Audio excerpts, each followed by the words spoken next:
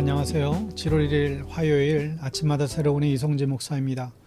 벌써 한 해의 후반기로 접어드는 7월의 첫날이지요. 7월달 장마와 무더위가 반복되겠지만 7월달도 주님을 앞세우고 승리하시기를 빕니다. 오늘 묵상 본문은 창세기 15장 1절에서 5절인데요. 1절 말씀 제가 봉독합니다. 이후에 여호와의 말씀이 환상 중에 아브라함에게 임하여 이르시되 아브라함아 두려워하지 말라. 나는 내 방패요 너희 지극히 큰 상급이니라. 아멘. 우리는 요즘 믿음의 사람 아브라함을 묵상하고 있습니다. 때로는 아브라함이 정말 대단한 믿음의 사람으로 보이기도 하고 때로는 정말 믿음 없는 사람으로 보이기도 하죠. 하지만 아브라함의 부족한 믿음은 점점 자라고 있습니다. 아브라함의 이야기를 통하여 우리의 믿음도 조금씩 자라날 수 있기를 바랍니다. 지난 이야기를 보자면 가나안 땅에 돌아온 아브라함과 롯은 따로 떨어져 살게 되지요. 죄악의 땅 소돔에 살던 롯은 그돌라오멜 왕에게 붙잡혀 가지만 아브라함이 특공대를 조직해서 구해냅니다. 15장 1절에 보면 이런 일들이 일어난 뒤에 주님께서 환상 가운데 아브라함에게 말씀하기를 아브라함아 두려워하지 말아라. 나는 너의 방패다. 내가 받을 보상이 매우 크다. 이런 일들 아브라함이 멋지게 특공대를 조직해서 4명의 왕을 물리치고 조카인 롯을 구해온 사건이죠. 이때 하나님께서 아브라함에게 나타나 뭐라고 하셨습니까? 두려워하지 말아라. 아브라함이 전쟁에서 이기고 돌아왔습니다. 조카인 롯도 구해서 돌아왔어요. 이기고 돌아온 아브라함이 무엇을 두려워할까요? 지금 이겼다고 끝나는 것이 사실 아니었습니다. 그돌라오멜 왕이 가만히 있을까요? 언제 다시 복수하러 오지 않을까요? 이번에는 기습 공격에서 이길 수 있었지만 반대로 아브라함이 기습 공격을 당하면 어떻게 될까요? 승리하고 돌아온 이 아브라함의 마음속에는 두려움이 가득했습니다. 모두 아브라함을 칭찬하고 승리를 축하했지만 정작 아브라함은 속으로 떨고 있었죠. 사람들은 아브라함을 용감한 사람으로 보았지만 하나님께서는 아브라함의 마음속을 보시고 있습니다. 아브라함은 두려웠습니다. 어느 교회에 오래된 새벽기도 가는 한 성도의 이야기가 있습니다. 아무리 힘들어도 매일매일 새벽기도를 다니는 교인이 계셨는데 한 번은 새벽기도를 가셨는데 귀신이 보이는 겁니다. 교회 창문으로 하얀 귀신이 교회를 들어왔다 나갔다 하는 거예요. 교회에 귀신이 있는 것이 분명했습니다. 너무 무서워서 다시 차 타고 집에 가려고 했는데 순간 마음속에 이런 생각이 드는 거죠. 내가 귀신이 무서워서 집에 돌아가면 나는 다시는 교회로 못 나온다. 귀신이 무섭나? 하나님이 더 무섭나? 이런 생각에 다시 용기를 내어 교회로 들어갔습니다. 교회에 들어가 보니 귀신이 보이더랍니다. 그 귀신의 정체가 무엇이었을까요? 전날 저녁 늦게까지 교회에서 청년들의 모임을 하고 창문을 열어놓고 갔나 봅니다. 그 귀신은 다름 아니라 하얀 교회의 커튼이었습니다. 바람의 커튼이 날렸던 것이죠. 이분이 이날 놀라운 경험을 했습니다. 그리고 이렇게 간증을 하는 거예요. 사람은 두려워하지 말아라. 내가 누구를 두려워하면 그놈은 너를 지배하려고 들 것이다. 하나님을 두려워하라. 사람이 무섭지 않을 것이다. 여러분 사람을 두려워하지 마십시오. 그 사람이 여러분을 지배하려고 할 것입니다. 반면에 하나님을 두려워하세요. 사람들이 무섭지 않을 것입니다. 하나님께서는 아브라함에게 이렇게 자신을 설명하세요. 너는 내 방패요 너희 지극히 큰 상급이니라. 하나님께서 방패가 되시는데 그돌라오멜을 두려워하지 말라는 것입니다.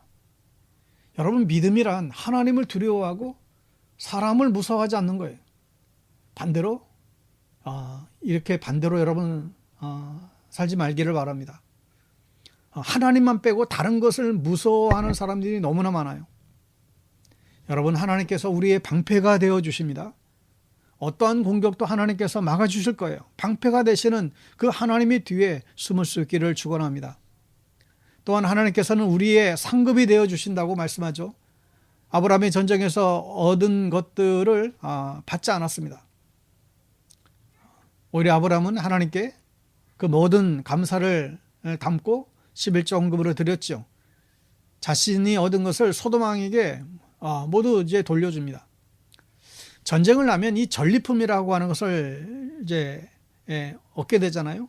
사실 이 재미에 목숨을 걸고 전쟁을 하는 거예요. 그런데 아브라함은 이 모든 것을 포기했습니다. 하나님께서 아브라함의 이런 모습을 기뻐하셨어요. 그리고 하나님께서 아브라함의 상급이 되신다고 말씀하셨습니다. 이게 얼마나 기막힌 말씀일까요? 여러분, 그런데 이 아브라함이 대답이 엉뚱합니다. 2절에 보면 아브라함이 여쭈었다. 주 나의 하나님, 주님께서는 저에게 무엇을 주시렵니까? 저에게는 자식이 아직 없습니다. 저희 재산을 상속받을 자식이라고 하는 다메섹 사람 엘리에셀 뿐입니다. 아브라함이 하나님의 말씀에 하나도 감동하지 않아요. 너희 방패여 상급이 된다고 했는데 여기에 감동받지 않습니다. 하나님의 말씀에 아멘 하지 않아요. 오히려 하나님께 대드는 것 같은 질문을 하죠. 이게 무슨 믿음의 조상이 이런지 모르겠어요. 하나님이 방패와 상급이라고 말씀하시는데 그것은 됐고 정말 뭘 주실랍니까? 이렇게 따지고 묻고 있는 것 같아요. 정작 아브라함이 받고 싶은 것은 딱 하나였어요. 내가 지금 너무 자식이 없는데 자식을 얻고 싶은 거예요. 롯도 소돔으로 떠나버리고 이제 아브라함의 상속자는 자신의 종 엘리에셀밖에 없다고 하나님께 불평하고 있습니다. 이때 아브라함의 불평을 들은 하나님께서는 하늘의 별을 세어보라고 하세요. 그리고 저 별들만큼 내 자손이 많아질 것이라고 말씀하시죠. 오늘 15장 5절에 보면 주님께서 아브라함을 데리고 바깥으로 나가서 말씀하셨다. 하늘을 쳐다보아라. 내가 셀 수 없거든 저 별들을 세어보아라. 그리고 주님께서 아브라함에게 말씀하시죠. 너희 자손이 저 별처럼 많아질 것이다. 아브라함이 보는 것과 하나님께서 보시는 것이 다릅니다. 아브라함은 눈에 보이는 것만 보죠. 나는 늙었고 나는 자식이 없고 내가 죽으면 우리 집안 어떻게 될까? 당장 이 땅에서 사는 것에만 관심이 있어요. 굉장히 근시안적인 모습이죠. 눈앞에 있는 것만 보는 아브라함에게 하나님께서는 눈을 들어서 하늘을 보라고 말씀하세요. 하나님께서 보시는 것은 가까운 미래가 아니죠. 앞으로 이루어질 놀라운 비전을 보여주십니다.